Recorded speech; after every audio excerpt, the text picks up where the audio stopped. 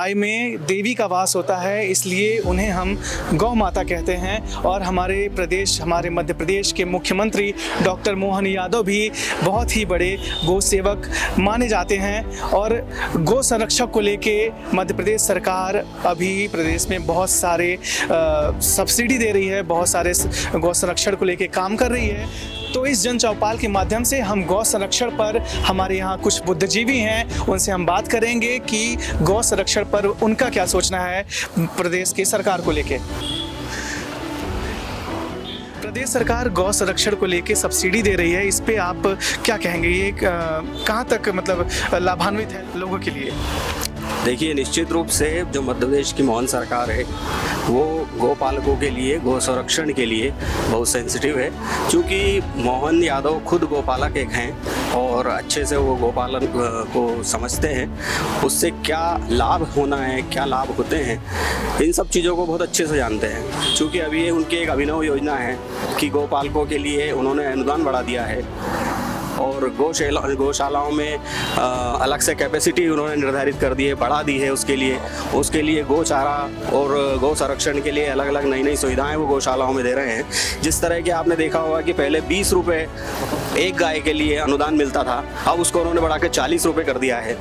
तो एक उधर वो अभिनव वो कर रहे हैं। दूसरा, ग्वालियर में जैसे स्वच्छ मिशन भारत अभियोजना में ग्वालियर में बहुत हाईटेक गौशाला का उद्घाटन प्रधानमंत्री माननीय नरेंद्र मोदी जी ने किया था। उसी को लेकर उसमें 100 टन गोबर का उत्पादन होगा।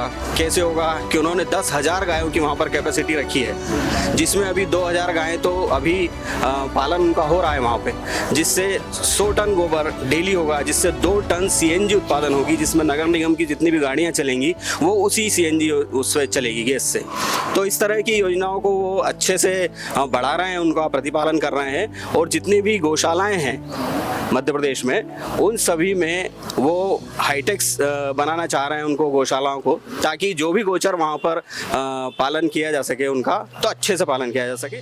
तो बहुत अच्छी योजनाएं हैं मुख्यमंत्री की और बहुत अच्छा सराहनीय काम कर रहे हैं। अभी उनको 10 महीने ही हुए हैं और आगे आगे देखिए बहुत अच्छा सराहनीय काम होंगे उनके प्रति। जी धन्यवाद सर। मैं छोटा गोपालक हूँ और मेरे पास 4-6 गाय हैं और मैं चाहता हूँ कि मैं उसे बढ़ाऊँ, मैं अपना व्यापार बढ़ाऊँ और मैं 15 से 20 गाय अपने पास रखूँ। तो इस पे भी मध्य प्रदेश सरकार सब्सिडी दे रही है, संरक्षण दे रही है, पैसे दे रही है, इस पे आप क्या कहना चाहेंगे? मध्य प्रदेश में सरकार ने पूरी तरह से गोवंश को बचाने के लिए और उसके संरक्षण के लिए अभिनव प्रयास किए हैं, कई योजनाएं चलाई हैं। अब मध्य प्रदेश सरकार गो पालन के लिए तो रियायत उपलब्ध करा ही रही है और उसको कैसे आगे बढ़ाएं, नई किस्मों की, जो नई नस्लों की जो गाय हैं वो भी उपलब्ध करा रही है। मतलब आपको ज़्यादा से ज़्यादा आप दुग्ध उत्पादन कर सकें और उसके माध्यम से आप अच्छी से कमाई भी कर सकें। तो इससे क्या होगा, जब लोगों को गाय पे खर्च कम होगा और उसकी आय बढ़ेगी तो निश्चित है संरक्षण पे भी ध्यान देंगे लोग। और जब गौपालन एक बिजनेस के रूप में चलने लगेगा तो एक सामान्य स्थिति में सभी लोग उसको अपना लेंगे। अभी तक क्या था कि गायों की संख्या इतनी अधिक हो गई थी कि लोग और अनुपयोगी होने पर उनको छोड़ देते थे। ऐसा कोई स्टेट हाईवे नहीं था या कोई हाईवे, नेशनल हाईवे नहीं था जहाँ पर हजारों की संख्या में गायें बाहर आपको आवारा ना मिलें। लेकिन सरकार ने अब इस दिशा में भी प्रयास किए हैं, गौशालाओं को अनुदान बढ़ा दिया है। तो मैक्सिमम जो लोग हैं वो गायों को यहाँ वहाँ छोड़ने की जगह गौशालाओं में रख रहे हैं। उसके गोबर से भी उनकी आय मिल रही है। जैविक खाद की तरफ भी सरकार फोकस कर रही है कि किसान गायों के गोबर का उपयोग जैविक खाद के रूप में करें। तो निश्चित ही मध्य प्रदेश की सरकार गौ संरक्षक सरकार है और मुख्यमंत्री डॉक्टर मोहन यादव भी गोपालक हैं। तो मतलब अब मेरे हिसाब से कुछ ज़्यादा समय नहीं लगेगा, अगले कुछ वर्षों में मध्य प्रदेश देश की में सबसे पहला स्टेट होगा जो गो संरक्षण को भी नजीर के रूप में पेश करेगा देश के सामने। जी तो अभी तक हम देखते थे कि प्रदेश में जो छुट्टे आवारा पशु थे, जिन्हें आवारा पशु कहते हैं, मतलब जो गाय उपयोगी नहीं होती थी, जो दूध नहीं देती थी, उन्हें लोग सड़कों पे छोड़ देते थे, जिससे कि दुर्घटनाएं होती थी। हालांकि इस पे मोहन सरकार ने काम किया और प्रदेश भर में गौशालाएं खुलवाई, नई नई गौशालाएं खुलवाई और लोगों को प्रेरित किया। मैम, मध्य प्रदेश सरकार जो हमारी मोहन सरकार है, वो गो एम्बुलेंस नाम से एक स्कीम लाई है, उसको आप कैसे देखती हैं?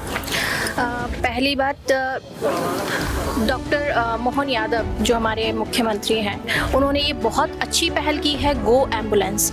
अगर आप आए दूसरे दिन सड़कों पर गाय के एक्सीडेंट होते हैं, गाड़ियां उनको टक्कर देके चली जाती हैं और वो घायल हो जाती हैं। पहले ये स्थिति थी कि वो वहीं पर पड़े पड़े मर जाती थी, खराब, उनका बॉडी खराब हो जाता था, स्मेल आने लगती थी और उनका कोई देख रेख नहीं होता था, क्योंकि वो घूम रहे हैं, उनसे किसी को कोई मतलब नहीं है। बट आज की डेट में जो उन्होंने ये सुविधा उपलब्ध कराई है, अगर हमें या किसी आम इंसान को भी वो दिख रहा है कि किसी कोई एक्सीडेंट हुआ है, तो हम उस गो एम्बुलेंस के टोल फ्री नंबर पे जो उन्होंने नंबर दिया है, उनको कॉल करते हैं, तो वहाँ से एम्बुलेंस आती है, उस गाय को लेकर जाते हैं, उसका प्रॉपर ट्रीटमेंट होता है ताकि वो बच सके, और उसको फिर वहाँ से गौशाला जो उनके द्वारा संचालित की जा रही है, वहाँ पर उसको रख रखाव किया जाता है, प्रॉपर उसको डाइट और प्रॉपर ट्रीटमेंट दिया जाता है। ये बहुत अच्छा और सराहनीय कदम है हमारी एमपी गवर्नमेंट का, और मैं इसके लिए बहुत बहुत आभार भी व्यक्त करती हूँ कि डॉक्टर मोहन यादव जी ने ये कदम उठाया।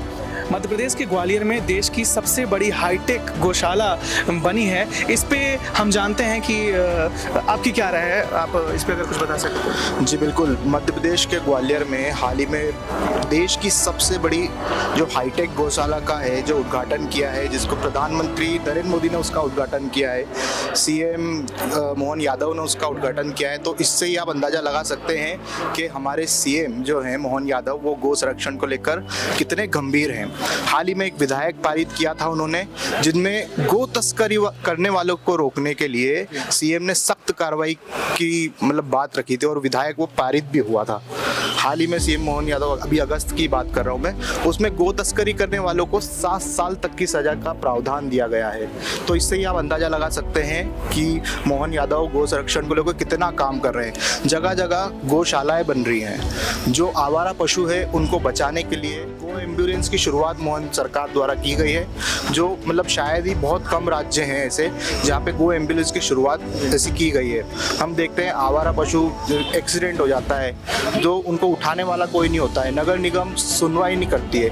पर आज गो एम्बुलेंस के ज़रिए आप एक फ़ोन करेंगे, जैसे 108 की सुविधा आज हमारे लिए उपलब्ध है, वैसे पशुओं के लिए भी उपलब्ध होगी, और ये बहुत बड़ी उपलब्धि है मध्य प्रदेश सरकार की।